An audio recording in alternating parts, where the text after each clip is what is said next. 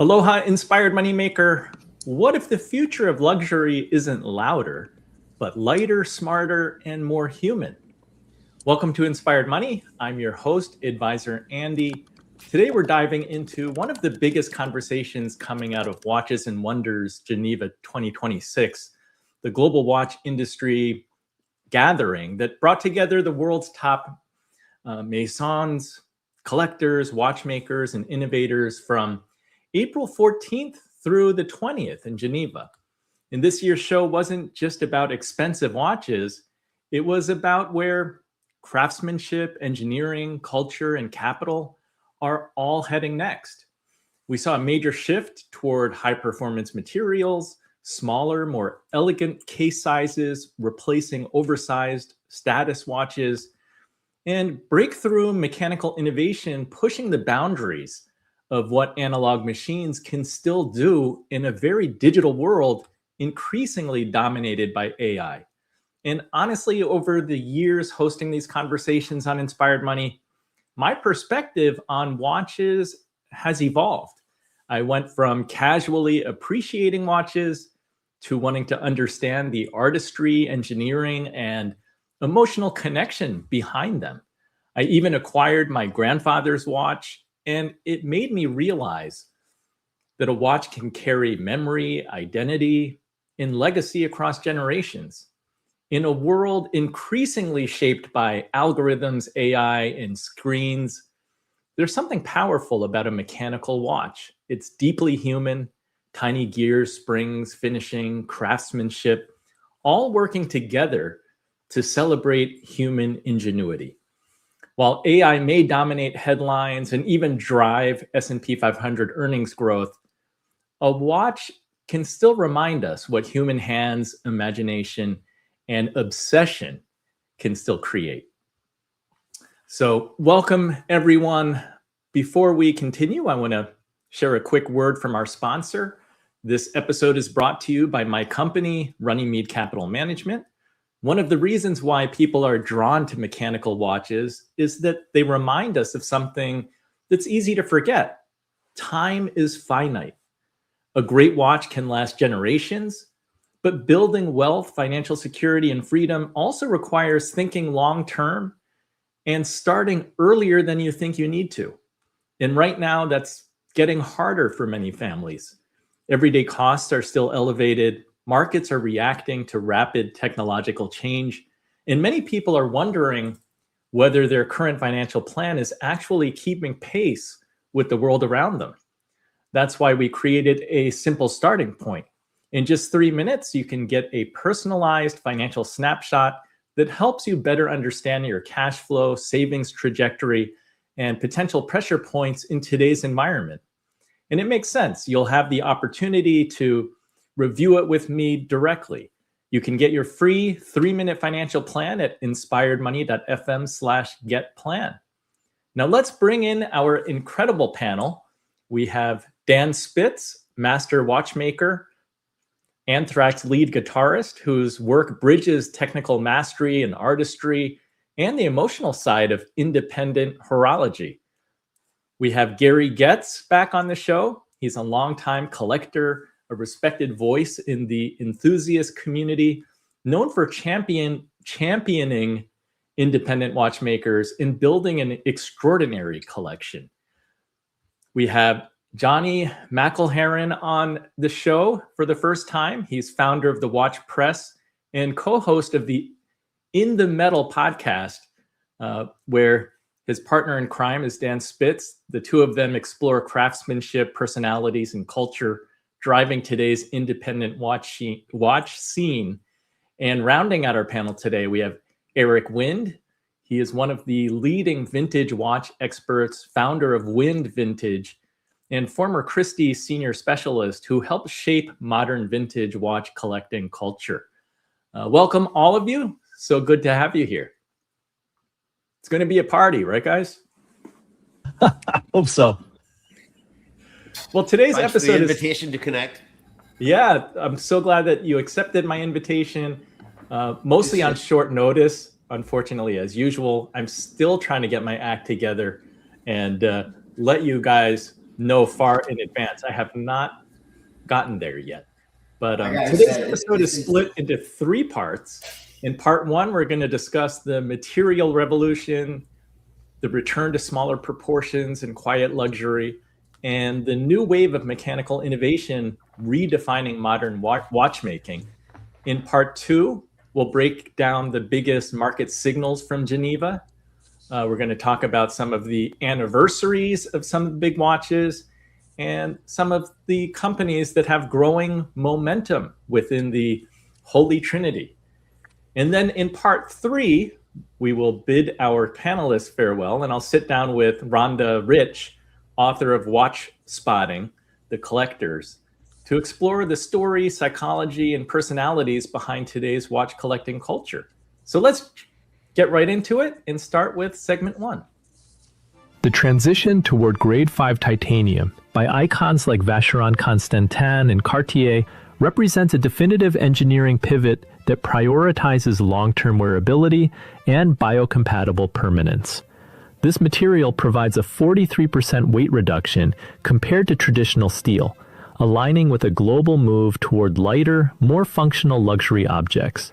Beyond the technical advantage, titanium serves as a strategic hedge against inflation by anchoring the watch's value in high-performance metallurgy. As raw metal costs fluctuate, these engineered pieces maintain a high intrinsic value floor for the prudent collector. This shift secures asset integrity by merging modern performance with lasting material worth.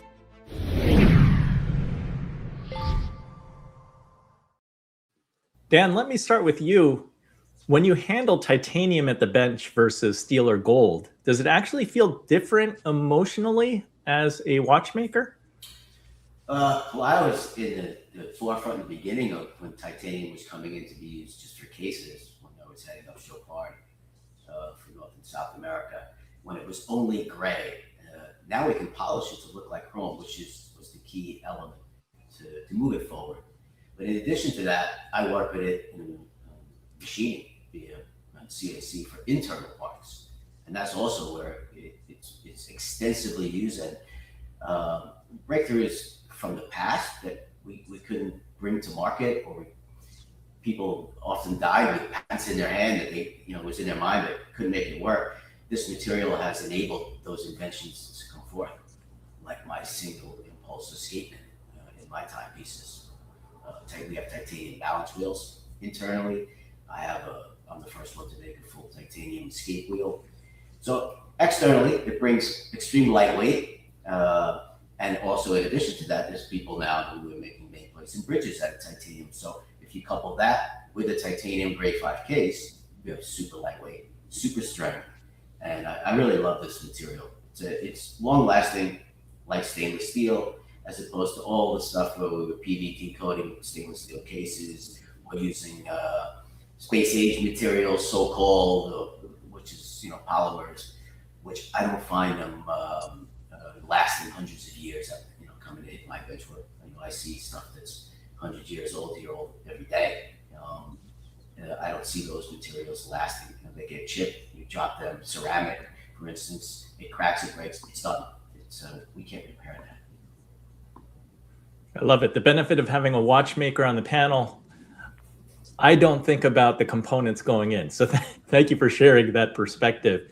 Gary, I think traditionally collectors associate value with gold or platinum. How do you explain the appeal of titanium? Well, I'm thinking of a guy that some of us know, and he just loves lightweight watches. The lighter, the better. He owned a Grupo Forci IP2, which is a really big watch that was a platinum watch, and they recased it for him in titanium. And as Dan says, the big breakthrough was when you could polish it. And so, my friend has watches. He and I both bought the Gautier Logical One. I have the white gold, and he has the titanium, and they look absolutely identical, but the weight is completely different. And for some people, that feeling of airiness, right? You don't know really have the watch on. That for them is a true luxury. There are other people who don't, aren't so inclined. For me, I like precious metal watches. For me, the platinum is a true luxury material. I own the Gautier C2, which is a fantastic watch. It's coated titanium. It's the most comfortable watch I own. But that for me is a daily wear, fantastic daily wear watch. So I think, as lifestyles get more casual and people want to wear something that, as you say, is durable, will stand the test of time, you feel good wearing it, it's comfortable. I think, all of that feeds into titanium taking a bigger place in the portfolio of metals. I think there will, in my opinion, there will always be a place for the precious metals for certain pieces, dress pieces, and it's a personal thing. Yes, so much of collectibles, it's always personal. There's no right or wrong answer. Johnny, independent watchmakers embraced titanium and other unconventional materials long before the big brands. Does it feel like the mainstream's finally catching up here? Andy, this evening I was checking out where titanium first made its appearance on the watch landscape, if you like, and that was in 1970 with Citizen produced a piece called the X8 chronometer, and I was actually surprised that it was a brand who have been championing the advancement, if you like, of titanium technology in watch case design through the 70s, 80s, and 90s, to where it has become pretty commonly found across the entire watch industry. I guess for me, I noticed first of all the brands like Linda Verdelan in the late 2010s or early teens, who were an independent company. And they were one of, actually, as far as I'm concerned, one of the pioneers of the independent sector, because they were one of the first brands who recognized the power of the internet to leverage visuals and a strong identity with this marketplace that was out there that a lot of the big brands were not acknowledging. And they, along with companies like Urwerk, like MB&F, like Harry Winston, that were creating these extraordinary pieces. Linda Verdelan were one of the first companies who were identifying the application of materials in their cases that start, for me, I think, were one of the brands that started the ball rolling. They introduced, they had titanium, they had carbon fiber, carbon TPT, thin ply technology, and it has complemented what has been going on with a lot of these watch manufacturers now. You find materials are a key aspect of what they have to offer, what the case is actually made from. Thank you for the history. Eric, when you think about future vintage, what are your thoughts on titanium? Does it age differently from classic steel? I think it's hard to know how it ages, except we've seen a number of Zenith watches that were made of titanium back in the 1980s. They look identical. They're nice and lightweight. The polishing aspect, as Gary mentioned, you can't tell it from steel or white gold if it's fully polished. I believe, Gary, you have a titanium Peterman Beda, right? Yeah. Which is an awesome watch. It's kind of a large watch, but it's much lighter, because if that watch in platinum would be probably a heavyweight piece. So that, titanium, I just wanted to add one other story about titanium in the Swiss watch industry. Titanium was really big in Russia, the Soviet Union in the 1970s, and Omega wanted to get some titanium for prototypes, potentially for NASA and what they called the Alaska project, which was their kind of next generation Speedmasters for use by NASA. So they got basically NASA's permission to go do a negotiation with Russia, and there was basically a Cold War style handoff of titanium that they then used for some prototype watches. So it's pretty funny, but I always loved hearing that story. You know, the only thing with titanium that I would say is not as flexible in terms of production is you either kind of have it all polished or you have it brushed. You don't really have the mixture of brushing and polishing typically on those cases that you can see with like a precious metal case, whether we're talking a Lange or a datograph or something else where you might have the side of the case be brushed and the rest be polished. But, you know, I never thought we would see a titanium Rolex produced in my life. And of course, we've got the titanium Yachtmaster now and maybe future titanium watches. So it's definitely coming more into the fold. May I add just a little insight here? One of the reasons in the beginning we didn't see a lot of, especially titanium grade 5, is machining it. The tools for the CNC machines and the knowledge of machining this material, coming from someone like me who machines it, is completely different than machining any other material. We needed diamond tip tooling and all the programs. If I was to program a CNC machine to cut a stainless steel case and then throw out a chunk of titanium, my tools would be worn out in seconds. They'd be breaking everywhere. So the speeds, the feeds, and everything, it's a whole other venture, which a lot of brands wouldn't want to spend that kind of money and time going into. Additionally, there's an exact way that within boundaries that gives a person a feeling of luxury. It's just embedded in us. And Eric knows that, right? When he's weighing all the Rolexes, we put it on. If you put on a very lightweight watch and it's supposed to be a luxury watch and be in that sector of costing this amount of money, all of a sudden it doesn't feel it's worth the outlay.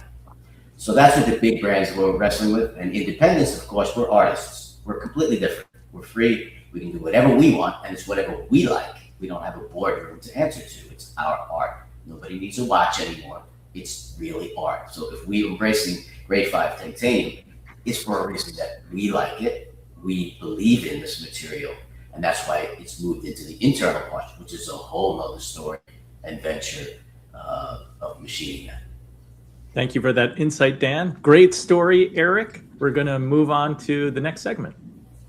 The normalization of case sizes between 36 and 39 millimeters, exemplified by the Bulgari Octo Finissimo 37 millimeter, marks a return to refined essentialism in understated wealth. This contraction of scale signals a move away from performative status toward a more personal and scholarly appreciation of horology. While oversized watches dominated previous decades, the new standard reflects a quiet luxury aesthetic that resonates with the current cultural climate. Collectors should recognize that these vintage-inspired proportions are driving renewed demand in the secondary market. Investing in these classic dimensions ensures library equity by aligning with timeless design principles.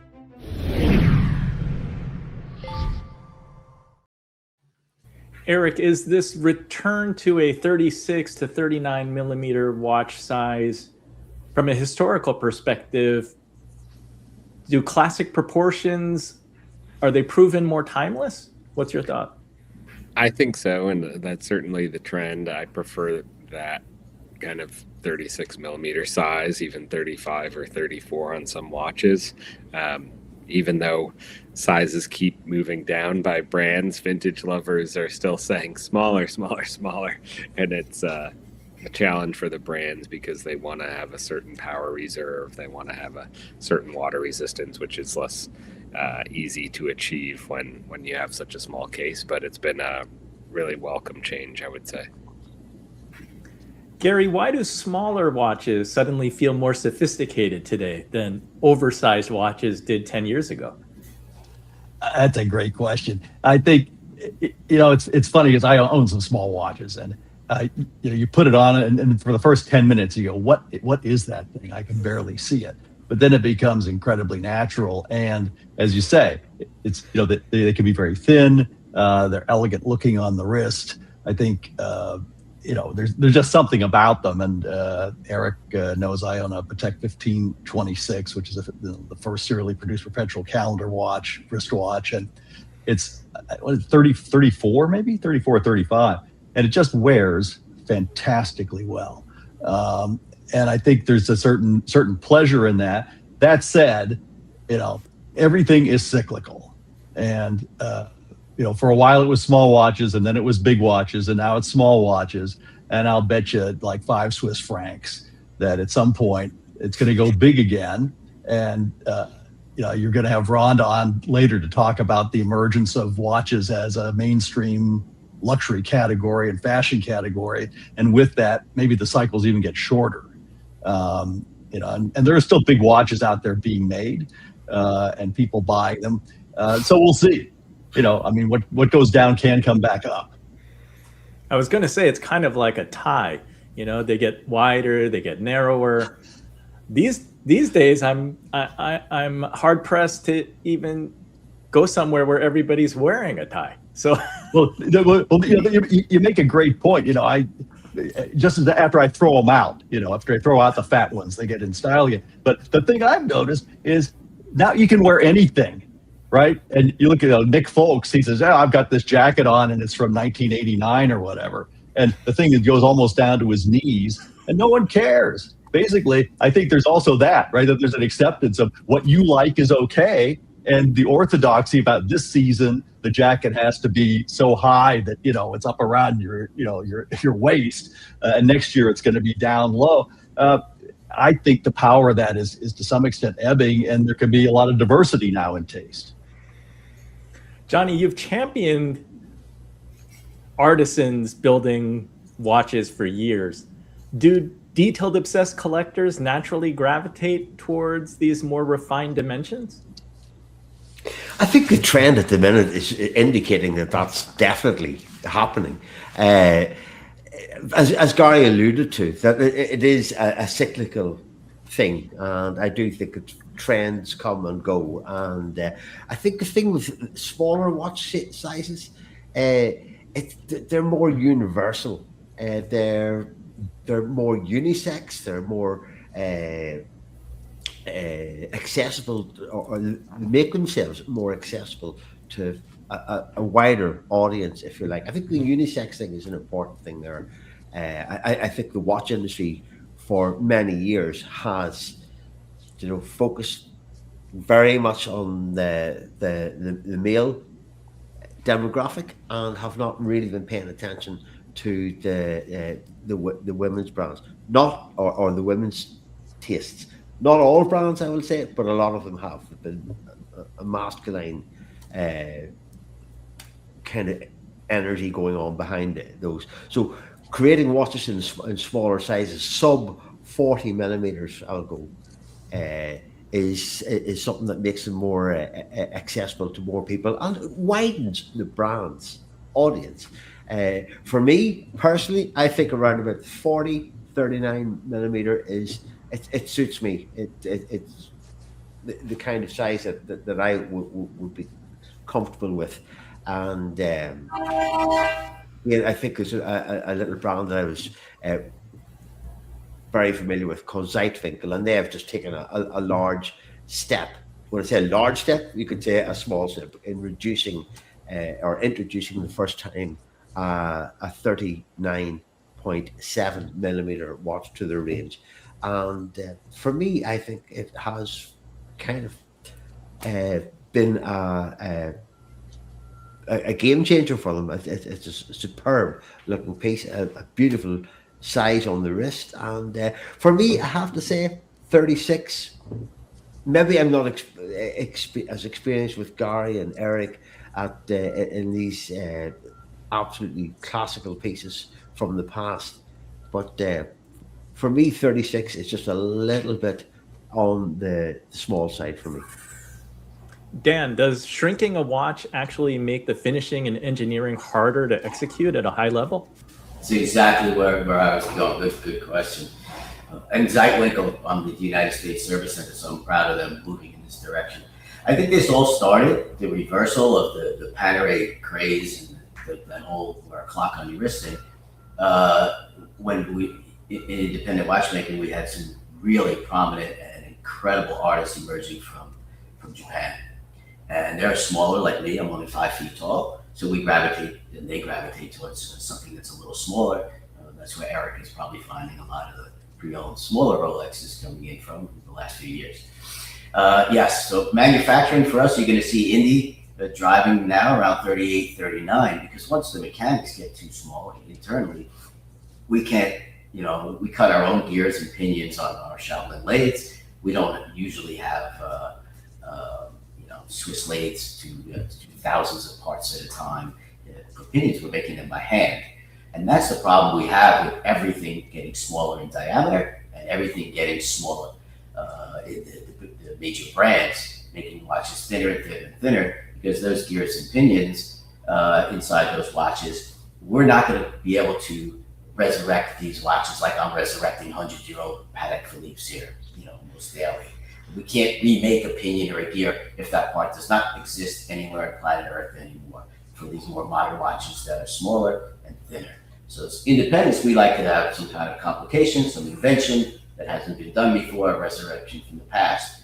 So to squeeze all that into something that's 32, it's very difficult, very difficult. Next, we're going to talk innovation in the next segment.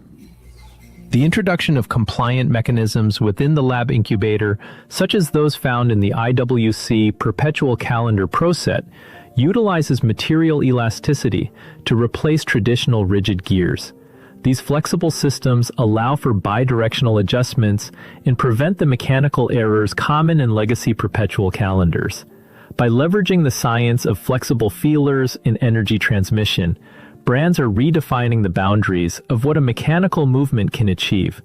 This focus on scientific research creates a unique point of view for the investor viewer interested in the future of mechanical efficiency. Embracing these disruptions provides a significant financial hedge through early adoption of patented innovation.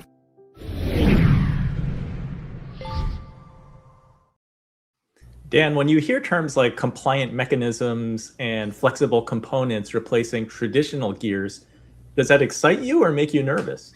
It's exactly where I just left off before explaining that. I'm all about longevity. Besides, manufacturing my own timepiece and being an inventor, I sit at my bench since I'm 8 years old working on stuff that's seen 5, 10, 15, 20 watchmakers in this country. A lot. Let's just say people who aren't traditionally trained in a school watchmakers inside watches they shouldn't have been. So I'm more interested in if you're going to spend the money that watches are nowadays. We're really moving up because it is artwork, right, for your wrist. I want this watch to be around for centuries and centuries. And so I'm all for innovation, but you're going to see in an independent world that we all our backbone is on the past because we know those watches are in museums. They will be here forever if we'd like them to be. I can manufacture pretty much any part to any of these past watches of the last few hundred years here within my walls.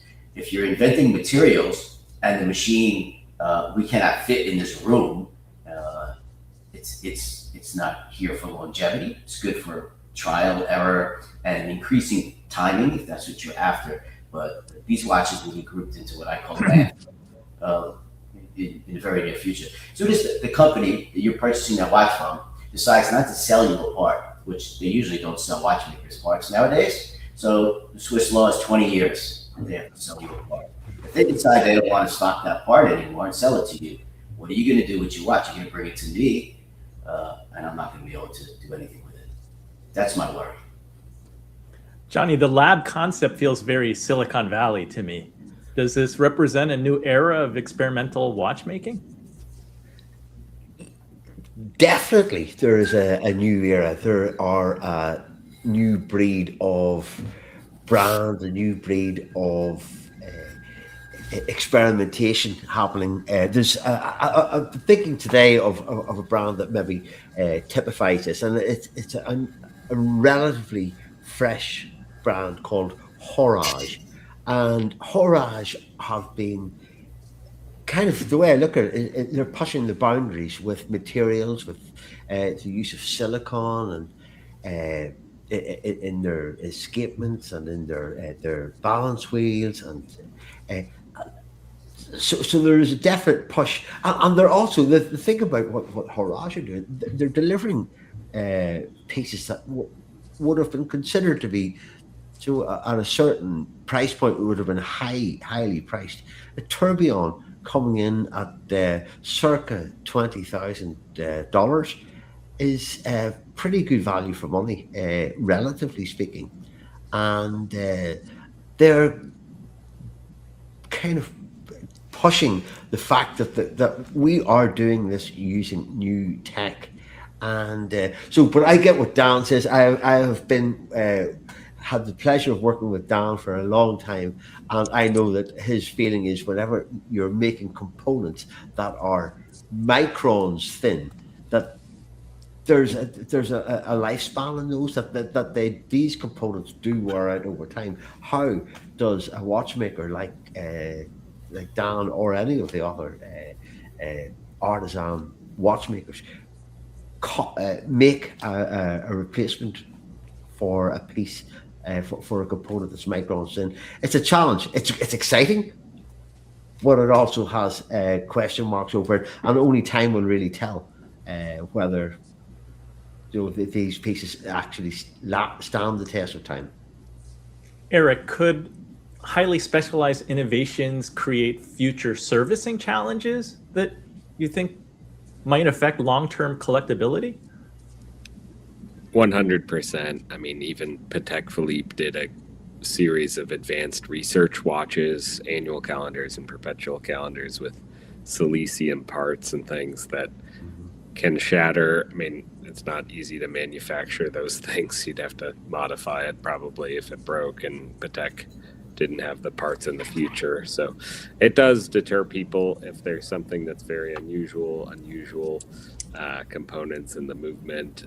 We have conversations with people sometimes about that, and people worry about that, as we've talked about for the last few minutes about an independent watchmaker. What happens if his company goes out of business, he passes away, who's going to be able to service the movement? That is a big risk factor.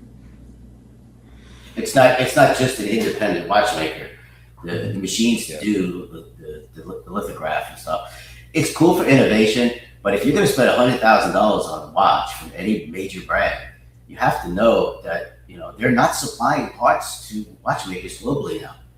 They're holding a monopoly on your watch and your service. And if they decide that they don't want to fix that watch anymore 20 years from today, you are out with $100,000. Because I have all the machines in this workshop here that were in Patek in the 60s, making the greatest watches in the world. I can make pretty much any part to any watch known to mankind here, both modern, including CNC and lasers and everything. I cannot make those parts. Here, I don't know if you can see this. Eric, you might see it. No, this is one of yours that came in for service, right? Oh, that's awesome. This is one of the greatest Rolex odds I've ever seen in my life. It's like a mystery how it happened. All right. Yeah, so it's nicknamed the Fat Lady. Right. So even if Rolex usually is not servicing pretty much any watch with a plastic crystal, but we can make the parts. Okay, we can make any part in here. I can keep this watch going for hundreds of years. I'm just using this watch as an example. Patek even more, because they're built. The old ones are built like miniature pocket watches. The wheels are like Roger W. Smith thick, and that's how we build in Indy now.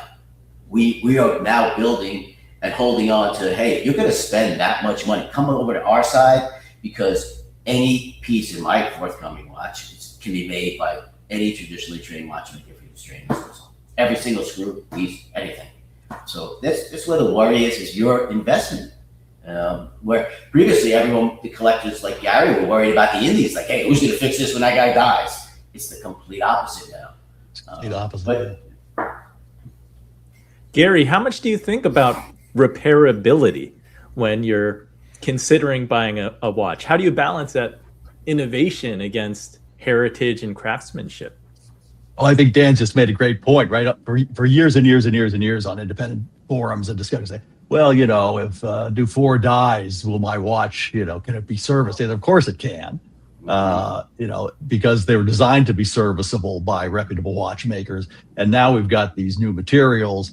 And I guess one way of thinking about it, trade-off, right? So the question I'd ask is, with the new technology, does it solve an actual problem, or is it just a parlor trick?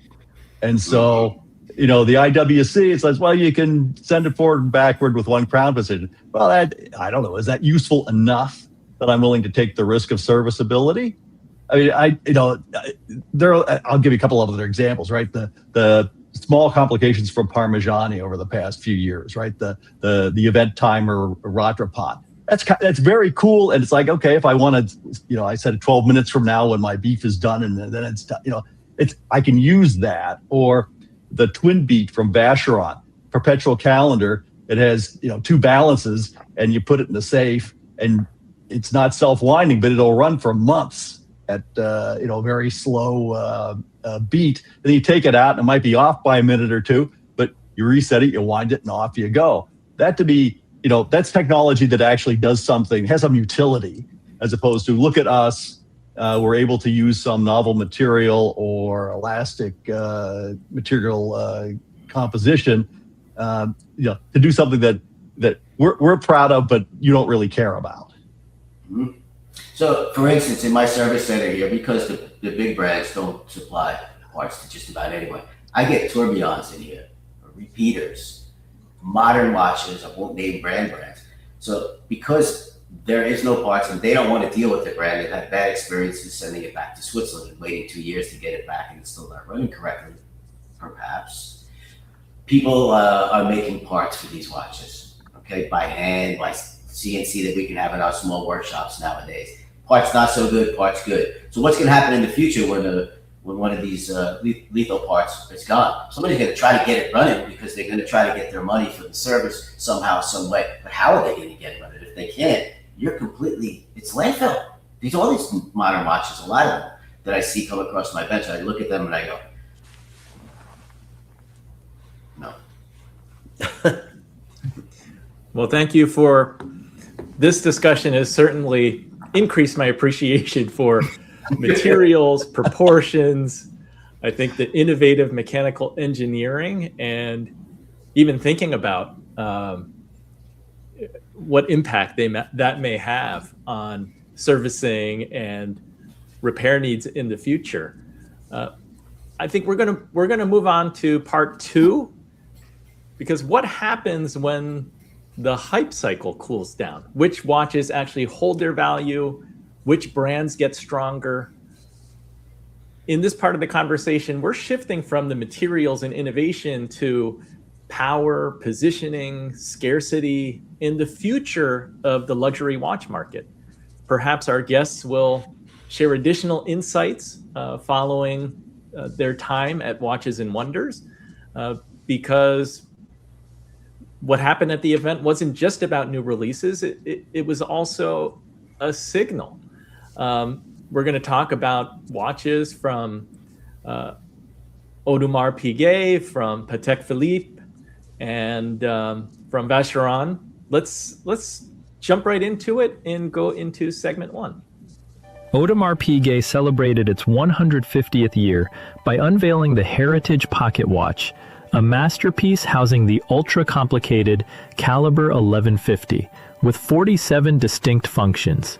This release, alongside the Neo-Frame Jumping Hour, demonstrates a calculated move to expand the brand's depth beyond its traditional sports watch offerings. By focusing on high-concept complications and unique case geometries, the Maison reinforces its position as a dominant force in the billionaire category of assets. These milestone editions represent a manifesto for the next century of horological dominance and design versatility. Owning a piece of this legacy ensures peak value retention through undisputed brand equity.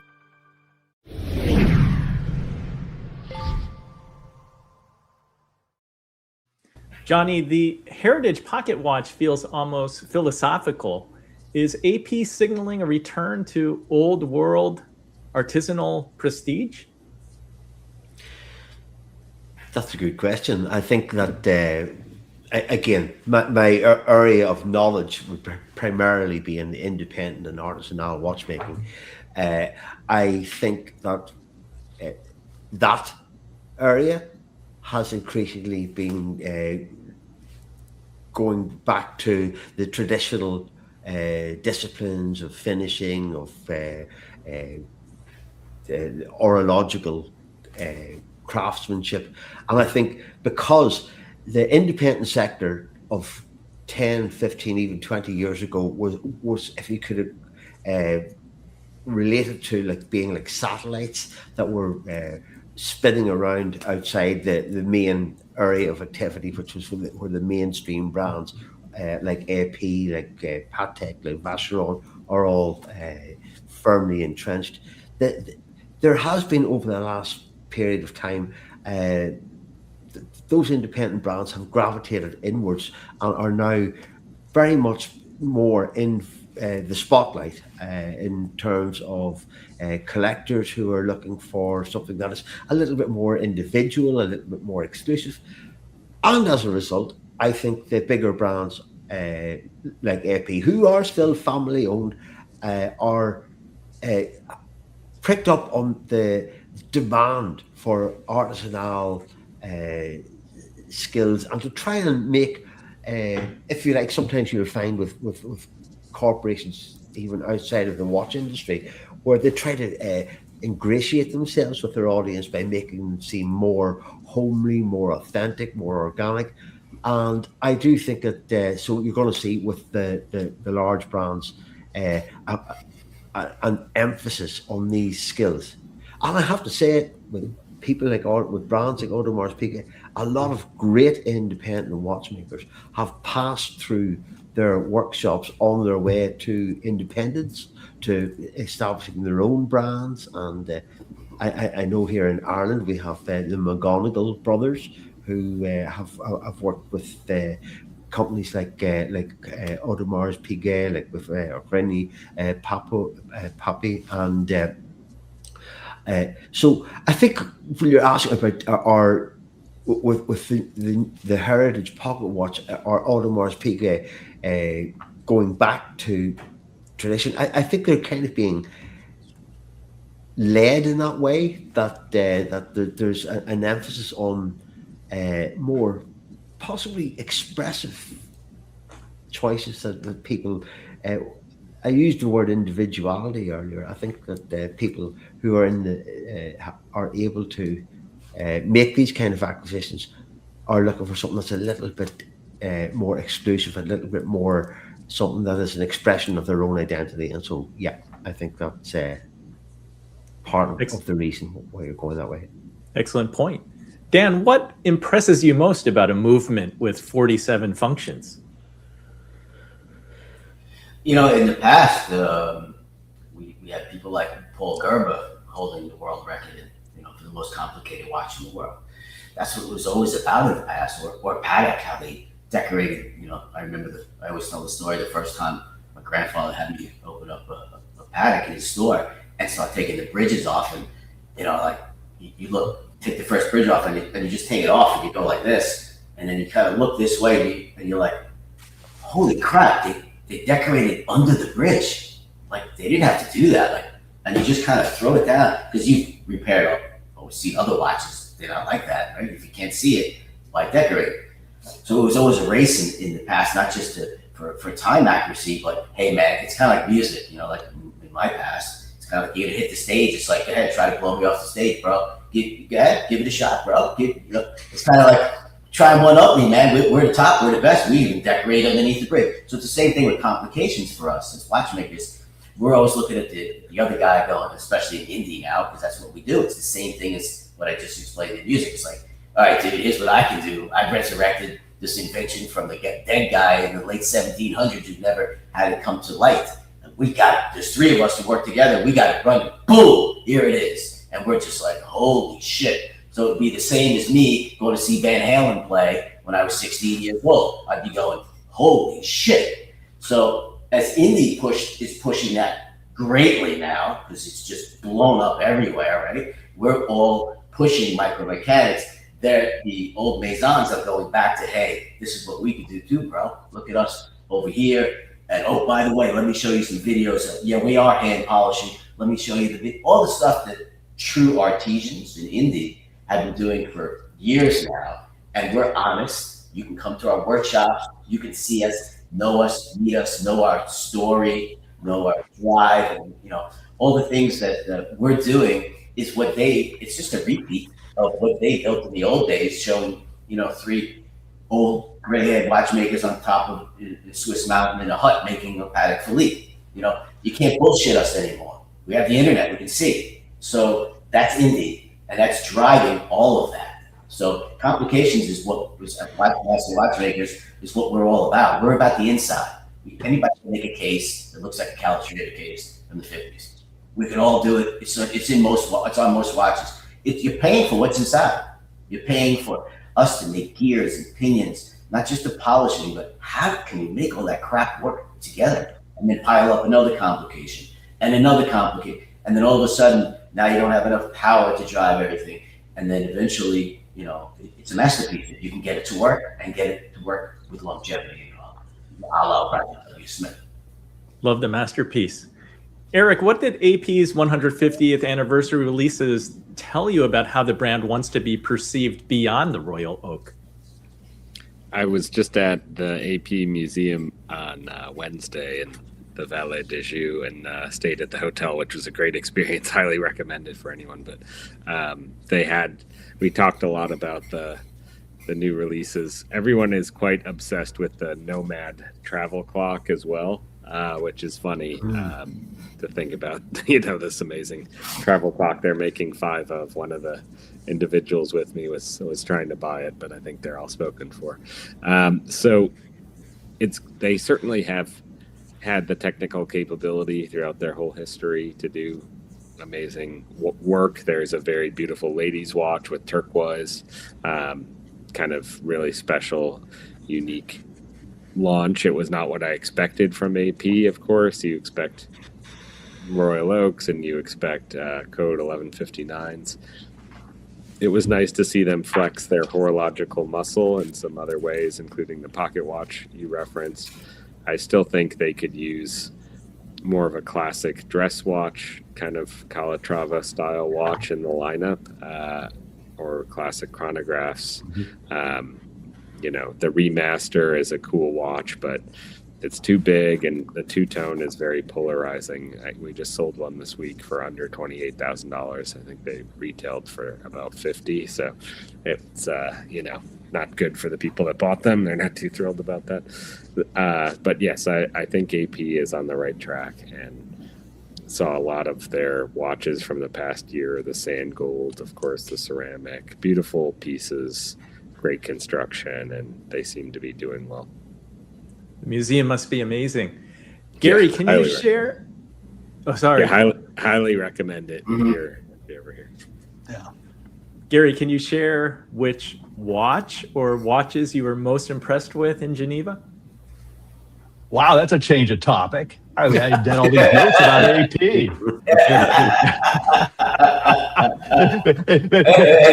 just so that I feel my preparation was not in vain. I'll just say one sentence, which is, I think AP and the others view, to be a Grand Maison, you have to make once in a while one of these super watches. And so they did. The end. I think Vacheron is a little ahead of them in that category, but in any case, I think they're flexing their muscle, which is great. The watch I was most impressed with in Geneva will come as no surprise to anybody. Was the Riche flyback chronograph, which is absolutely sublime in every way, better than anticipated, because he had shown us some CAD drawings and we sat behind his constructor and he did flex it all in 3D and took it apart and put it together, and he showed us some dial mock-ups and stuff a while ago. And I thought, well, that's going to be a pretty nice watch, but I don't know. and then to see it and handle it, just the design of it, the use of symmetry, I mean, all the stuff that everyone already knows, right? That his design philosophy, movement design philosophy, and then embodied in that fantastic case with that gorgeous dial. It's just lovely. I can't tell you how lovely that watch is. Mhm. I was just trying to see if I could put an image up really quickly. And here it is. And so my gambit now is, I'm telling them, look, I would love to have the platinum with the blue dial, which is in real life bluer than this. But if I have to take the rose gold, I will. And I'm along with the 50,000 other people who are pounding on the door. But you see where this is going. Once again, Gary went to Watches and Wonders, and he came home. And what's he speaking about? He's speaking about an indie watchmaker. One of the ones who's, the forefathers of using the internet and driving us to the next level, showing us how to sell direct. So indie is driving the industry now. We're the artisans, we're the artists, we're the guys that don't have to answer to anyone but ourselves. And if you like our art, that's our art. If you like the other guy's art, that's his art. And that watch can be repaired forever, Gary. So money well spent. Indies are driving the industry. Let's go to the next segment. Patek Philippe marked the 50th anniversary of the Nautilus with limited editions like the reference 58101G, capitalizing on a 5.5% rebound in market prices. While the brand introduced 20 new models, the focus remained on practical complications, such as the sunrise and sunset displays on the reference 6105G Celestial. These technical firsts turn complex astronomical data into a legible and user-friendly interface for the sophisticated owner. Even as the market stabilizes, the scarcity associated with anniversary status keeps these steel and precious metal pieces at the top of the liquidity ladder. This strategic essentialism maintains the brand status as a premier financial sanctuary.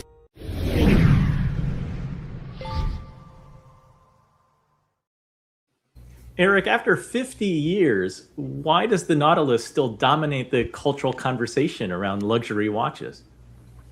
Yeah, it's kind of surprising because honestly, the previous year before the end of, I would say before fall 2025, the Nautilus was extremely soft across all models, not easy to sell. Then people began looking toward the 50th anniversary year, and anytime there's a 50th anniversary year, you see an uplift, whether it was the Omega Speedmaster in 2019, now the Nautilus, the Royal Oak, obviously in 2022 is the strongest year in Royal Oak history. So not a surprise. I thought the watches they did were extremely tasteful. Of course, everyone would love the 38 millimeter example in platinum without a date. That was kind of a showstopper. So, yeah, I mean, I think it's still a sign of understated class and a little bit of a hype watch, of course, but much more calm than it was when they did the Tiffany blue dial that, supposedly went for $6 million in auction, but had sold for less. Do you think the anniversary feels like a celebration of the Nautilus or the beginning of a next chapter? I didn't see anything in the design that was, of the models they came out with that's earth-shattering. AP has used the Royal Oak to do very unusual things with their concept line. They're huge, obviously, in the supersonnery, all these other lap timers and everything else. I don't really see Patek ever trying to jam so many complications in it. It was only in 2018 that they added a perpetual calendar to the Nautilus, and AP had already done that back in 1984. So, I think they're always going to keep it as more of a simple, elegant watch before jamming many, many crazy things into it. Gary, has the Nautilus evolved from a collectible watch into something that's closer to an asset that people want to own? Oh, you shouldn't ask me whether watches are assets, but you went there. I think it's a foundation. In my my friend Terry's scheme, it's a foundational watch, right? It's a watch that can be a bedrock element of any collection, and has a predictable value. And I think, it could be a core watch in any collection. I think, back to what Eric was commenting, or you asked Eric, is it the launch of is it the launch of something new? For me, it was, hey, we made, here we are at 50 years, we're not done yet, and let's look to the next 50 years. They marked the occasion, but they didn't say, it wasn't a big explosion to say, oh, geez, we're going to put a ceramic bezel on it, or, some wild complication. They're incremental, they're sensible, they're Patek Philippe. And I think that the pieces, I personally actually like the gold, the white gold with the strap on the wrist a lot, but I'm not getting one. Just to be clear, I got blown off on that one. Johnny, what are your thoughts here? A timeless, an icon of contemporary watchmaking. I think the Nautilus, through its faces, it was famously sketched on a serviette or a napkin by Genta, and elaborated then further by a watchmaker who has created, in my view, a piece that I would be my preference, Laurent Ferrier. But the Nautilus is unquestionably a watch for the ages. It is, as Gary said, it's a bedrock of any discerning collector's watch box there, and it's one. It's so practical. I'm not talking about the different models with different complications, but just the Nautilus itself is such a practical piece. It can be worn at any kind of occasion, pretty much, and is so that it's celebrating 50 years with. I can remember a year or two ago there were fears being spread that that's the end of the Nautilus. It's finished, and yet it's somehow it's like Fleetwood Mac's rumors or England's greatest hits or something like that. There, it just keeps going,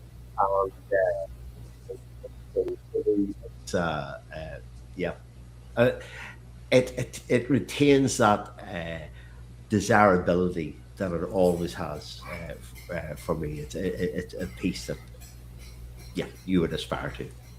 Dan, has Patek succeeded in keeping the mechanical soul of the Nautilus intact as the line has evolved over time? Well, I do a lot of those watches here, but I think me and Eric are on the same team. I'm a vintage Patek guy. When I take them apart and look inside, it's built like a brick shithouse, So for me, it's all about the machine, because what Johnny said is correct. We all of us on this panel, which is one of the greatest panels I think I've ever seen here. This is amazing that we're all together. We all should repeat Gerald Genta, because he touches our heart. When we see whatever that dude had when he woke up in the morning. His wife said he would wake up at 4 a.m. and then make 8 drawings by like 4:03, and it's unbelievable. They'd be hits. So that's what's really touching us. But I have to open up the watches, which is what I do here. So, I have a preference to the older ones. A lot of my clients have these. They're anti-AP, and Nautilus is them. And then they keep climbing the ladder, and eventually maybe they if they're a ladder climber to the brand names, they'll get to the Richard Milles, they'll buy 2 or 3 of those, and then they go, well, what's after this? And then their friend goes, ever hear of independent watchmaking? And then they have a look, and then they sell a lot of their stuff. But if they're diehard AP, it's a timeless watch because it's Genta, So I'm just more concerned with what's inside and the repairability and longevity through this supposed a generational watch. Thank you for bringing up Gerald Genta's name. My understanding is that his designs were once controversial, but now it just feels that he's untouchable culturally. Ahead of his time, just like, if you're a musician, like the music that I created, helped to create, right? A music that didn't have a name. They had to name it thrash metal. It was 4 bands, us, Metallica, Slayer, and Megadeth. In the beginning, no record company wanted it. They didn't want to sign it. It's just, you're ahead of your time, and eventually people catch up. Let's bring it home and go to the last segment. The overseas self-winding ultra-thin houses the 2550 caliber, achieving a remarkable movement thickness of only 2.4 millimeters within a 7.35 millimeter case. This feat of engineering, paired with the overseas dual-time cardinal points in titanium, showcases a balance between heritage design and modern technical exploration. As entry costs for other top-tier brands rise, collectors are increasingly moving toward Vacheron Constantin, resulting in double-digit growth for gold models in the secondary market. This momentum identifies the Maison as a powerful value alternative within the Holy Trinity of watchmaking. Investing here capitalizes on the convergence of artisanal mastery and emerging market demand.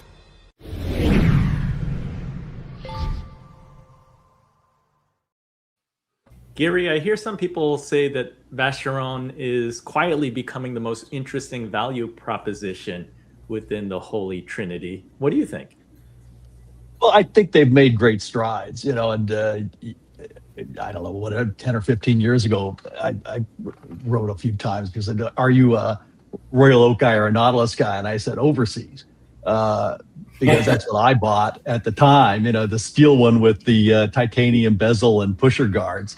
And I still own and I wear that watch a lot. And over time, whether it's scarcity of the others or that they're doing great work. And I think it's a lot the latter. That line has really taken off. I think they've been good stewards of that line. And then they do make the halo pieces, the ultra complications and all the rest. I think in the middle maybe is where it's a little soft. And I know they're working on that. But I think, absolutely, I think they're asserting themselves. I think they're doing fabulous work. I think this new movement is great. It takes the place of the fabulous 1120 ultra thin automatic. The only concern, and I mentioned this to Christian Salmoni, and he kind of gave me one of those, is skeletonization with the micro rotor. That the rotor takes up enough space that they haven't quite convinced themselves that it skeletonizes to the same quality that the 1120 does. So, open working, I think to many people is such a hallmark of Vacheron that, they'll have to work that through. I'm sure they will. But I think they're on the move, and their métier d'art pieces are really solid. They're not yet like the Patek rare handcrafts, which again, that's another whole level of stuff and could be another hour of discussion. What they do every year, and I bet in October in Milan they've held a lot back, and it's going to be absolutely mind blowing. But I think Vacheron is on the move. Something to look forward to. Dan, how difficult is it to engineer an ultra thin movement that's still durable enough for everyday wear? It's doable now, but we're going to run into the same thing. I keep repeating myself. If I have to use, an EDM spark erosion machine to make each gear that thin, which is EDM is a piece of wire that's thinner than human hair, and it's held underwater, and it kind of cuts the metal like like an olden time cutting Swiss cheese with one of those little wire things. So you can cut crazy thin. You could just make slices as thin as you want that are invisible to the human eye. There's no watchmaker that's going to have that machine ever in their workshop to repair and make a new wheel for your watch. Luckily, VC is very good with their vintage watches. They'll pretty much take everything. One of the few companies I love, VC, always have. And it's just that ultra thin thing. If you're into it, that's a good brand to kind of dive into, and you might not end up with landfill. Eric, how does the vintage market currently value Vacheron compared with Patek and AP? Vacheron, I would say, is undervalued. I am very bullish on Vacheron. I will say I was also just did a manufacturer tour with them this week, and they have a beautiful new boutique in Miami, but I'm not typically wowed by that, but I'm wowed by the collector community they've built. They have people who are extremely passionate. They're doing a concours competition where everyone could submit their Vacheron watch. There's a jury, and I think the top 35 pieces and the owners are being welcomed to Geneva for judging competition in November. They're really going from strength to strength. I think last year I said I never envisioned myself owning any Vacheron, but I'm eating a little bit of crow because after these kind of experiences, I really have fallen in love with the brand, the people and things. And I bought as one present to myself for my 40th birthday about a month ago, a vintage Vacheron, time only in pink gold, reference 6378.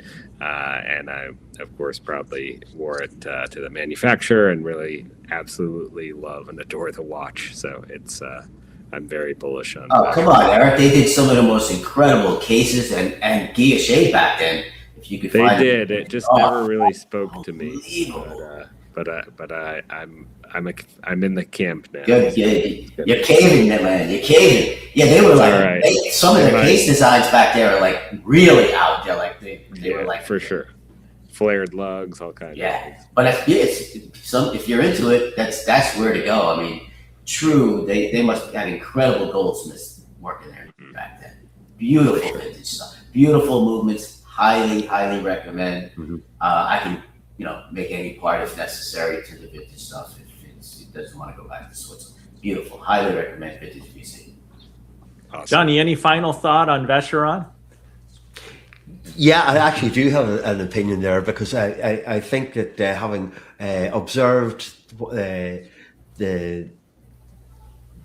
market over the last 20 years since I've been involved in it, I kind of gravitate out of the big three. I would gravitate towards Vacheron because I think where with AP and with Patek, it's kind of been like a frenzy to be at the forefront of style, of being seen and being the ambassadors that they've worked with. Possibly not okay with Patek. They don't go for that. But I felt that Vacheron, there's something really classy about them, that they're maybe the brand for the more discerning collector who doesn't need to be seen with an AP or a Patek on his wrist at the yacht club or at the golf club or whatever social setting that they might be. And I think that as Gary said about the overseas, it's a really fabulous piece. And for me, out of the top three, out of the big three, the trois grands maisons, I would be leaning always towards Vacheron. And it's interesting just to hear everyone else here having a very positive impression of Vacheron, even with Eric being won over in recent times. It's lovely. Yeah, I loved hearing Eric's account because it's always interesting to hear how somebody's tastes change over time. We do change our minds. And coming up next, we're shifting from the watches themselves to the people behind the passion. We've brought in Rhonda Riche, I see, onto the stage. She has been patiently waiting in the green room. I've been more than entertained to hear everybody talking about watches. Oh, good. So, waiting is no problem. So, gentlemen, please say hi to Rhonda. Rhonda, the gents. Hi, guys. Hey, Rhonda. Hey. Hi, Rhonda. Hello. So before we move on to our final conversation, I want to thank today's incredible panel.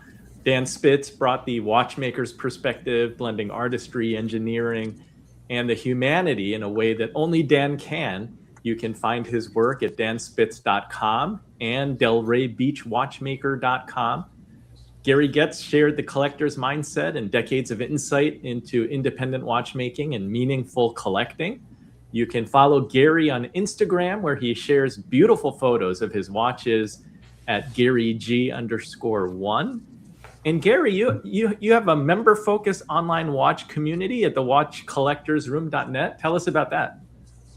Yeah, it's a small but mighty group, and we have regular video calls, and it's really meant to be a private community. So a safe place to talk about all sorts of things, have guests from the industry, and share sometimes hot takes and controversial views in a dignified, a positive way. In a dignified, safe place. Yeah. Thank you, Johnny McElherron, for bringing an incredible passion and storytelling around the independent watch world. You can find Johnny at thewatchpress.com and inthemetalpodcast.com. And thank you to Eric Wind for sharing some market history, great stories, and his vintage expertise that helped put today's conversation into perspective. You can learn more at windvintage.com.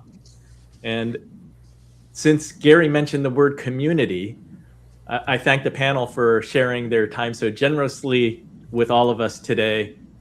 Hanging out with you guys just makes watches, for the average guy like me who doesn't own a lot of watches, I don't go to watch shows, but I compare it to, eating dinner with people who enjoy the food passionately. It just makes the food taste better. So thank you guys for sharing your passion and love for watches.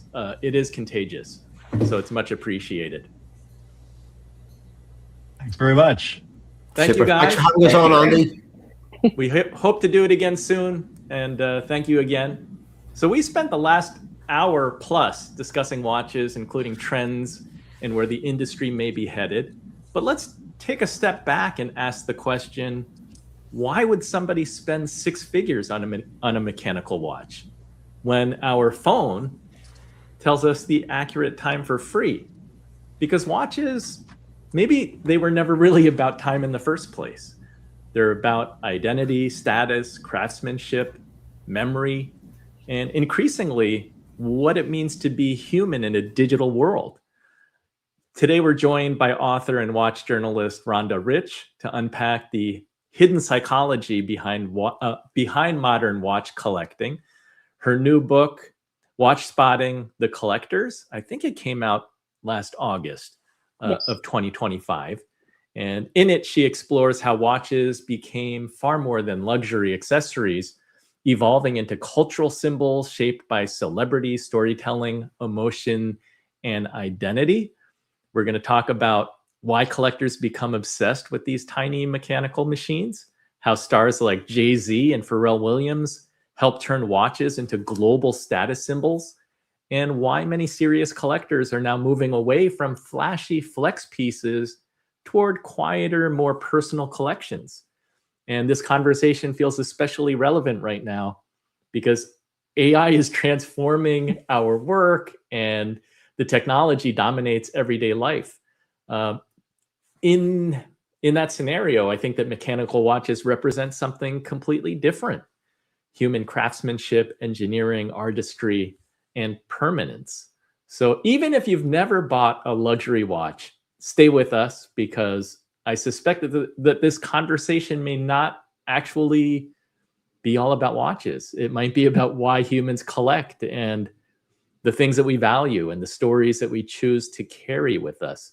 So we're going to bring Rhonda Riche back on screen. She's a Toronto-based writer specializing in watches, design, and culture. She is editor-at-large for Watchonista and author of Watch Spotting the Collectors, where she explores the fascinating relationship between watches, identity, celebrity culture, and psychology of collecting. Rhonda, so great that you could join us. Thank you for waiting so patiently. No problem. What a great panel. What a knockout panel. I was like hoping, it's like, oh, I can skip my bit. Just listen to these guys because they do sum up a lot of the things that, you were talking about, collectors and watchmaking and that whole connection thing. And so just, to break it down a bit, there's first of all, just collectors, what are they interested in? And I think, Gary mentioned that, he didn't want to break it down into like values and what watches are worth, because at the end of the day, the investment is what's it worth to you. So all collectors, whether they are collecting rocks or stamps or cars, nobody wants to lose the equity in their investment. But at the end of the day, that's maybe not the most important thing, because there is a collector gene. You talked about the psychology of collecting, but I think scientifically there's a gene or a virus or something that affects our brains. And you get your first watch, maybe it is like you talked about your dad's watch at the top of the show, that there's something that's an emotional connection. Maybe that's what gets you into your first watch. But there's another, for a different group of collectors, there's the pop cultural thing, where if I grew up, I interviewed Tom Brady once about what his first watch, and it was a Tag Heuer F1, because that's the watch that all the kids were getting in high school at the time. But you still want it, like as an adult, maybe you're still trying to get that little piece of nostalgia. There's so many watches are niche to begin with, but then there's so many different ways that people come at it. But the main thing is they get that first watch, and they get that, or they want to capture that nostalgia or connect with their parent or grandfather. That's the emotional part. But then where it takes off, I guess, where you have to have all the Vacherons or all the AP Royal Oaks. That's where it also then diverges. So yeah, I don't know if there's a psychology, or if we just humans have an inherent need to connect, and watches are a better way to do it than, say, having a gold bar under your pillow. I'm going to say that I prefer watches over collecting rocks. Yes. And I love the idea of the collector gene. Before we get too deep into this, we're going to show just one short clip, and then we'll continue. The core of Rhonda Riche's research explores how individuals seek identity through mechanical objects, framing the timepiece as an emotional anchor that marks significant life milestones. Collectors engage in a psychological phenomenon known as self-extension, where these physical objects become integral components of their personal brand and identity. This internal drive transforms the act of acquiring a rare reference into a rewarding quest that activates the same pleasure centers as achieving a major personal goal. Beyond mere ownership, many enthusiasts view themselves as stewards of history, assuming a moral purpose to preserve these assets for future generations. Transitioning from cost to identity helps collectors find a lasting purpose in their mechanical pursuits.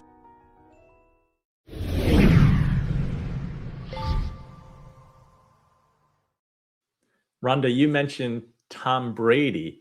In your writing about watches becoming part of a person's identity, did any collector story in the book completely change the way that you think about emotional attachment to objects? There's a couple. It's a story I did not for the book, but a long time ago, I did some work for WWE, the World Wrestling Entertainment, and we interviewed different wrestlers, and one of them, Triple H, told us that once you signed your contract with the WWE, all the established wrestlers told him he had to go get a biscuit, and the biscuit is getting like a Rolex, and that shows you've made it to the big ring. But I know it's the same with corporate. That you're working in a business, you get your Rolex, then you discover there's a whole above Rolex, a whole other world of watches that have significance. They signify your stature in life. Athletes do it a lot. If you maybe grew up idolizing LeBron James, you're going to want the watch that LeBron wore. you want that that Patek Tiffany Nautilus. You want to be on that list. There's a lot of signifiers. You know, and it's the same. Like way back before celebrity culture was so huge, you would maybe get a nice gold watch when you retired, or you would get a nice watch when you finished college, so that when you went to job interviews, you looked professional. So that's one level of, you know, it is extension of your status, I suppose. And you know, that just fascinates me that people want, you know, I guess, how do you say, I'm trying to compare it to, like, if you drive a Volkswagen Bug or a motorcycle and you pass another Bug or another motorcycle and you give somebody the thumbs up. Those are your people. Yeah, it's a secret handshake. And yeah, when you find your community, this goes back to what the guys were saying before, that you're part of a community, not just wearing something flashy. You're sending out a secret handshake or something. You belong to a club. Yeah, which can feel really great. And I love the idea that watches can become such powerful emotional anchors around a major life moment, like an achievement, or something like loss, family, even legacy. I hear that you bought a watch to celebrate the release of another book that you did last year, The Wonderful World of Women's Watches, right? Yes, I'd like to always get a watch to, you know, show I've accomplished a milestone. That's my treat to myself. But I'm also a vintage girl, so what watch? Maybe I got more than one watch to celebrate the release Right of a on. book. But my favorite I got, is I have a Jaeger LeCoultre. Now why am I blocking on the name of it? But it's like a woman's watch, a very famous woman's watch at the time, because, you know, we were talking earlier about like micro movements and stuff. Back in the old days, women's watches were so tiny that I always compare it to, you know, Ginger Rogers and Fred Astaire, that she did everything he did, but backwards in heels. People sort of were looking down on smaller watches, but that kind of micro machining that they learned from cocktail watches and women's watches back in the day made a lot of the things possible in larger complications, and putting, like, jam packing all those complications into a 40 millimeter watch, when, you know, JLC was doing this with, and Zenith too, with tiny women's watches. So that was my little treat. I read a lot about history. Oh, and I also got, because I did get 2 watches to celebrate the book. And this is how the collector brain works. I wrote a lot about women who were in watchmaking, and one of the first CEOs of a watch company was Martha Wittnauer of Wittnauer, an American watchmaking company. And I was learning about how she became. There's lots of, you know, too big of a story about how she became the first CEO, because in Switzerland women couldn't be CEOs, but there were women running companies. So it is kind of technicality. She was the first woman CEO, and I found a beautiful Wittnauer with like a burled wood dial, exotic dial, and so I had to, you know, pay tribute to the women too. So lots of things that were very specific. And again, going to the emotional thing, a book about women's watches, I wanted to pay tribute to women in watchmaking. Watch spotting, I have an F1, Tag Heuer F1. Yeah, those connections, past, present, and future too. I could just babble on, so feel free to interrupt. But no, that's very cool that you could buy watches that have the tie-in to the theme of your books. One thing that I found fascinating in your work is the idea that many collectors often see themselves as temporary stewards rather than owners of the watch. And this comes back, again, great panel earlier. I was thinking something that Gary said about, buying from independents too. And the hard part of, and getting service for them if they're kind of experimental. So sometimes it's, preserving this watch. I have a watch that was my grandfather's pocket watch, Omega. It keeps great time. I get it serviced so that I can then pass it on to my nephew one day. But at the same time, you're also carrying on the stories with them, not just keeping the machine alive, but also the story of how my grandfather came to have this watch. I'm going to pass it on. I have to keep it running somehow, but it's relatively easy with a pocket watch because the pieces aren't so fragile. But then I'm also trying to invest in independent watchmaking myself because I want to keep not just the personal memory, but keep the art alive, keep the talent preserved,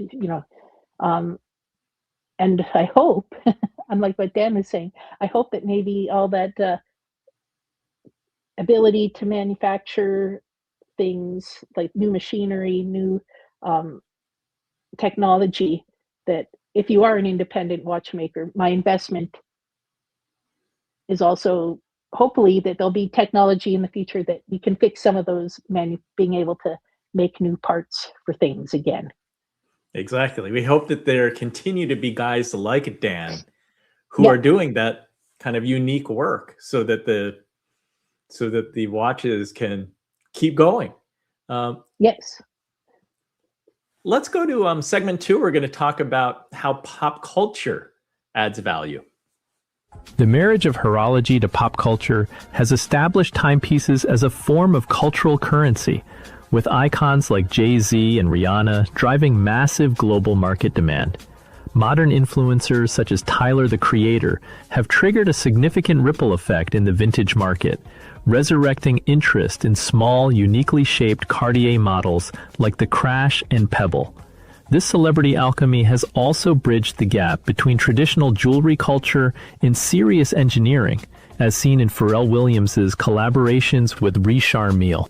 As high-profile endorsements turn mechanical objects into ultimate status symbols, limited edition references often see substantial appreciation in the secondary market. Quantifying the celebrity effect demonstrates how cultural influence directly dictates horological asset liquidity.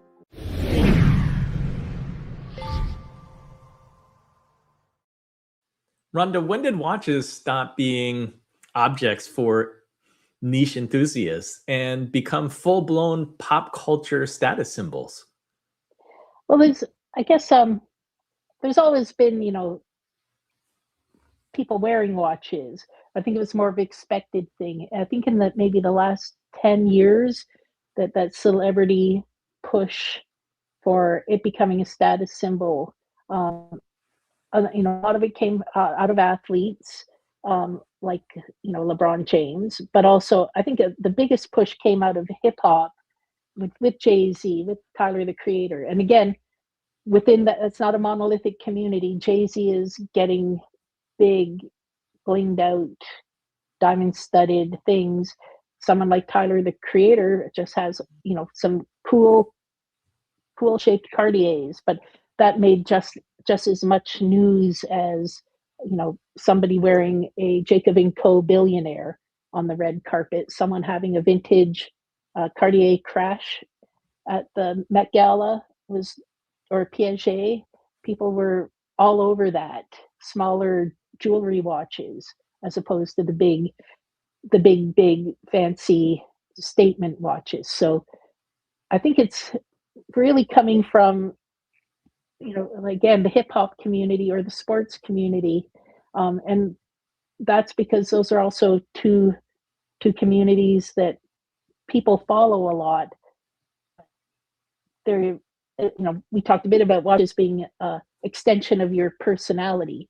So at some point, somebody realized, hey, if I wear this watch, that signifies that I have taste, because in luxury, but also I'm not following the taste makers. I'm out there doing my own thing and building my own brand. Maybe that's where it comes from, when people first started branding themselves. But the last 10 years it's just been huge, and in the last 5 years even, if you watch the Met Gala, I've been tracking Met Gala watches for about 10 years now, and you get a handful of men all wearing a formal watch, and maybe Nicole Kidman wearing a vintage Omega, because that's, people had these ideas that women don't wear watches, aren't formal enough for the red carpet.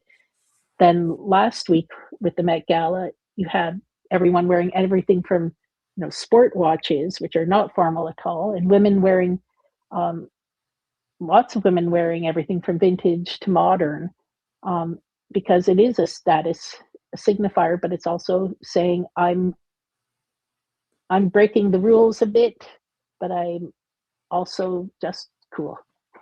In researching this book, were you able to sit down with any of the celebrities directly, or did you have to be a detective piecing together their collections from public appearances and tracking them?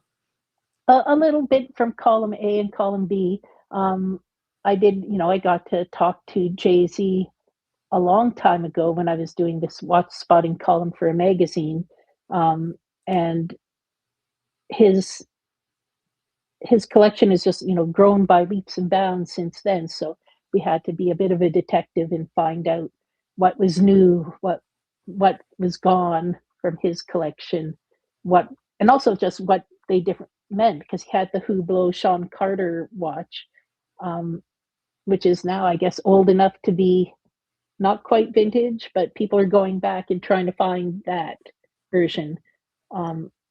So it's definitely, here's a guy like Pharrell who actually worked with the company to create a timepiece, not just write his name on it.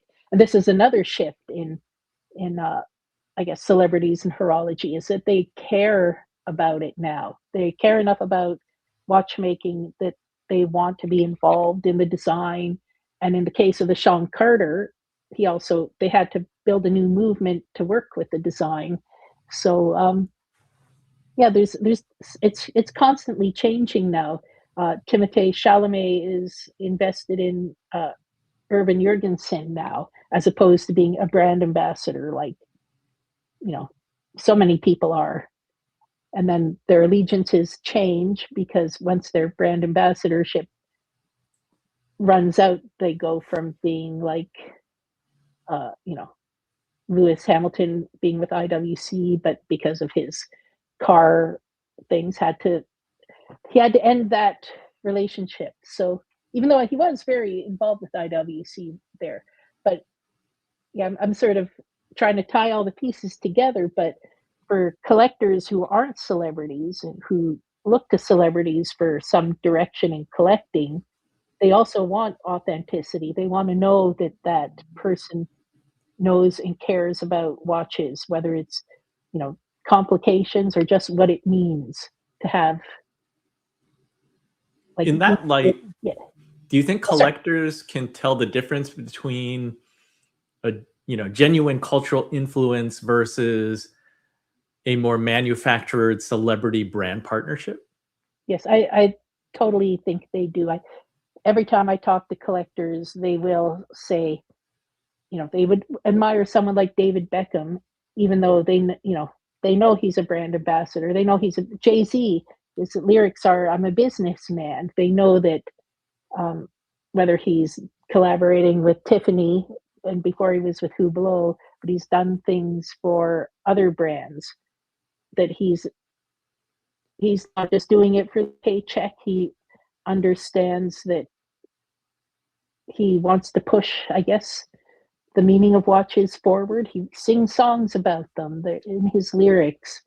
But if you're, say, Lady Gaga for Tudor, it's like, did you ever see her wearing a Tudor watch in anything? It was short-lived and not quite, it wasn't successful as a brand ambassadorship. So that's, I think, another reason with the Timothée Chalamet, Irvin Jurgensen thing. There are people who are a little suspicious that he's, young and new to watchmaking, that he doesn't have the gravitas.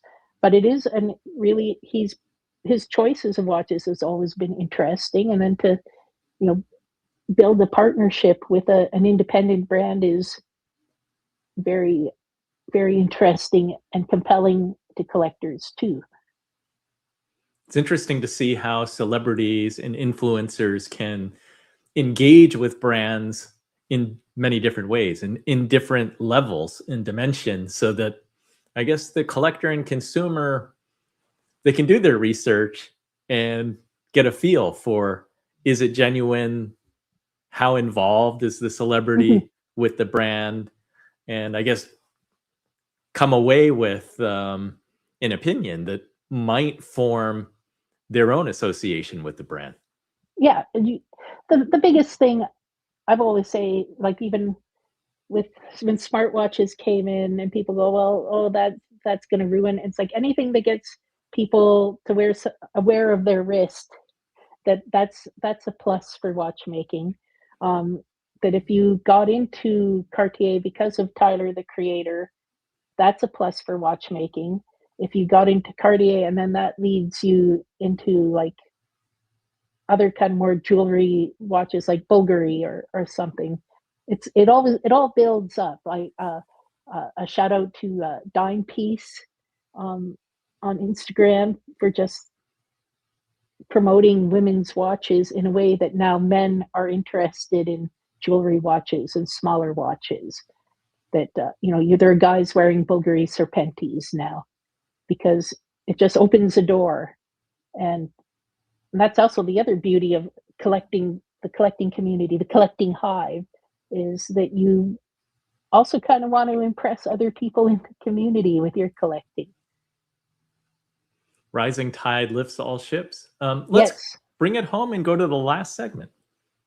A definitive shift is occurring from the overt performative status of the early 2000s toward intimate stashes that prioritize storytelling and artisanal mastery.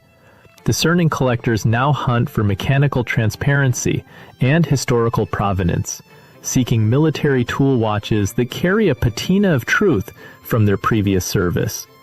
This move toward discernment highlights the invisible workforce of dial artisans and casemakers whose rare skills sustain the long-term value of the Maison. Furthermore, the rise of a genderless, unisex market is encouraging a new generation to appreciate refined proportions and understated craftsmanship over diamond-heavy displays. Educating the audience on these subtle markers ensures a financial hedge through the acquisition of high-integrity assets.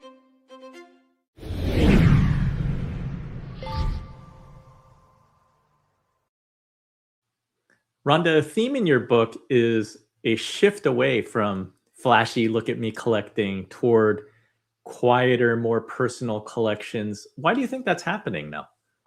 I think basically there's a couple of reasons. There's always a pendulum swing. So the panel talked earlier about like the big Panerai hockey pucks and then moving into smaller cases. I think there's also just a swing more towards appreciation for other parts of the craft of watchmaking. Dial making is a complication. Case making is a complication. There are these great new bracelets out by Ming that are, maybe one of the most exciting innovations that we saw at Watches and Wonders. So when I guess maybe for some collectors, when you've exhausted your interest in learning about minute repeaters and tourbillons, you get into that kind of, well, how are people making these dials? Like, how is Grand Seiko making these incredible dials? What is the artistry? with any collection, I guess you just keep falling into different rabbit holes. So there's that if you were one kind of collector before, you're still interested, you're learning about the different aspects. But again, the quiet luxury part too. I was just writing a story for Watchanista about, on the red carpets, people were wearing the flashy diamondy, blinged out watches, but they were sport watches. I think what's the word for it? Aftermarket diamonds and things on sport watches on the formal red carpet, which would have been a huge no-no 10 years ago if you follow etiquette.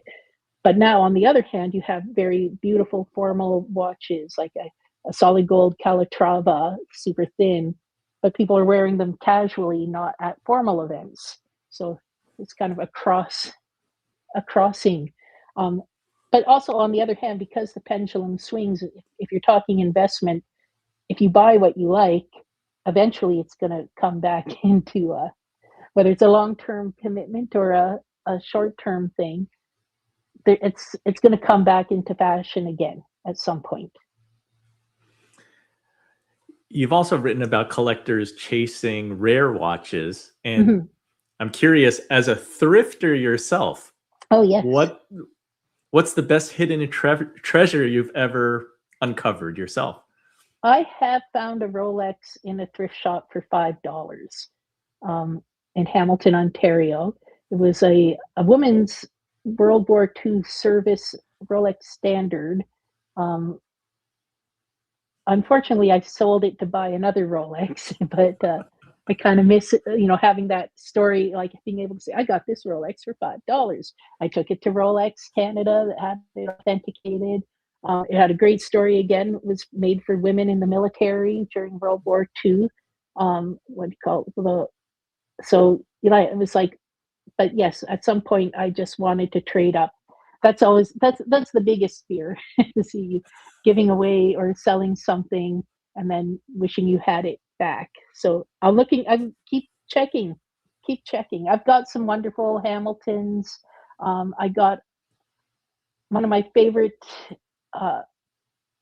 sort of that I was hunting for. We all know the story of the Zenith El Primero, and they discontinued it and they hid the plans in the attic. But the other part of that story is the watch that they killed the El Primero for was a sort of digital, the first digital watch. So, not as beautiful, not as romantic of a story, but I still wanted one. And I'd seen them in the Zenith had a touring exhibition of archival pieces. So I knew what it looked like, and I found one on a Facebook marketplace. I'm a fellow fan of Facebook Marketplace. Yes. How do you think that the rise of more genderless collecting has changed the conversation around the size, the taste, and what makes a watch feel sophisticated? Again, another thing that's changed a lot in the last 10 years. There's always been a fluidity about watch size, especially, with gender. But then in the 60s, you look back at someone like Dean Martin was, flashing these watches that were so tiny. They were like an ID bracelet, and it was the size of the little plaque on the ID bracelet that you would normally engrave your name on. He was wearing those. At the same time, Twiggy in London is wearing these pop art cheap watches that, as big as an alarm clock. They were huge. And so it gets flipped back and forth about what's considered ladies, what's considered men's. But I think another interesting thing that you bring up is the substantiality, like the size at some point was associated with substance. So there was a generation of collectors who felt, if it's heavy and it's big and it's giving me carpal tunnel syndrome from wearing it on my wrist, then it's substantial, it's got value. The value is in the weight of the, platinum, gold, all these heavy things. So I think it made it a bit challenging for people to switch to materials like titanium, but it didn't take that long, and now we're talking about titanium watches are great. Smaller watch sizes are great. I think Gary said that it was, awkward at first, but it became like when he tried on a smaller size watch, and it became natural quickly. And after writing this book, what do you think great collections ultimately say about the people who built them? It's it's interesting because someone could have a great collection of 3 watches, but it sums up that person so perfectly. I think in the book we talked about Marlon Brando. Like I could only find 3 verified. I'm sure he had a cheaper watch when he was starting out, but he had three watches, and they all appeared in his films. He wore his own watches in Apocalypse Now. He wore his own watch in The Godfather. So yeah, that's Marlon Brando. His oeuvre, his memorable characters, but also wearing his own personal watches in the films. But then those films, the watches also had interesting inscriptions on the back to who gave them to him. Like one was like Zsa Zsa or Eva Gabor. It's not, it's like, where did those two ever hang out? They're giving each other trading watches, so it creates another story building connection.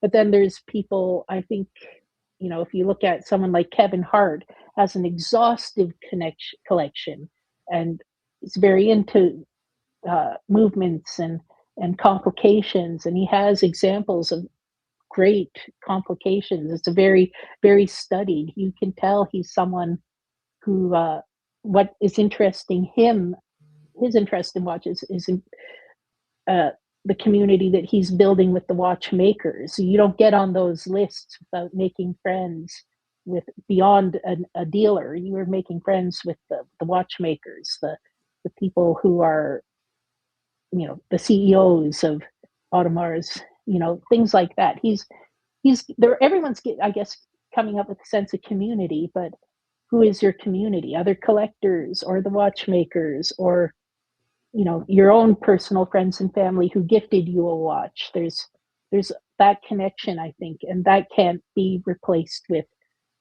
AI, or it's a human connection. I think we'll end it there at human Awesome. connection. And you have given us some ammunition so that if you were to bump into Kevin Hart or Jay-Z on the street, now you know what to talk about. You start talking about watches.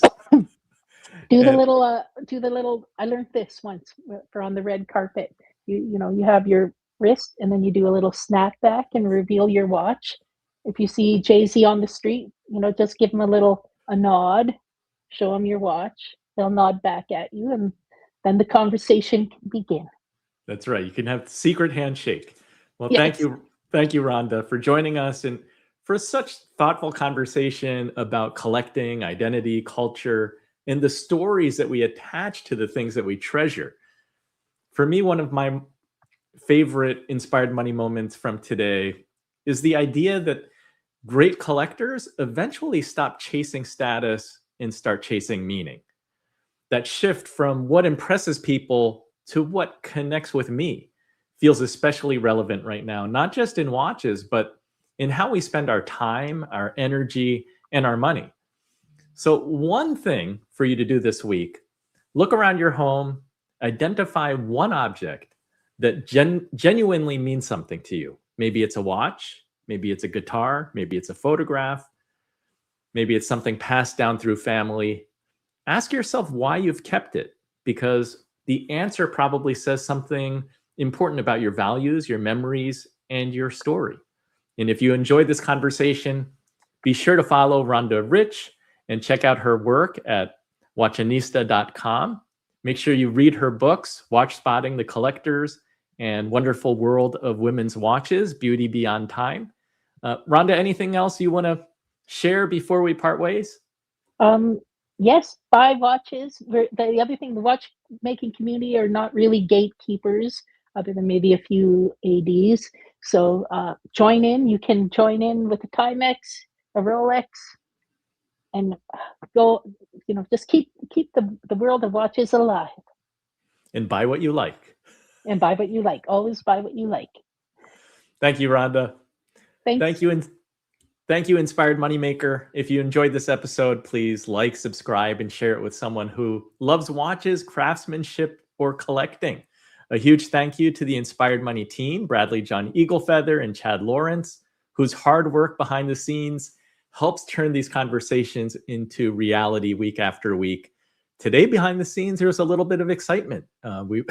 We had some technical difficulties, and there was a mad rush to get the video segments produced in time. Actually, some of the edits were being made in real time while the show was going, and everything got uploaded so that we could finish the show successfully.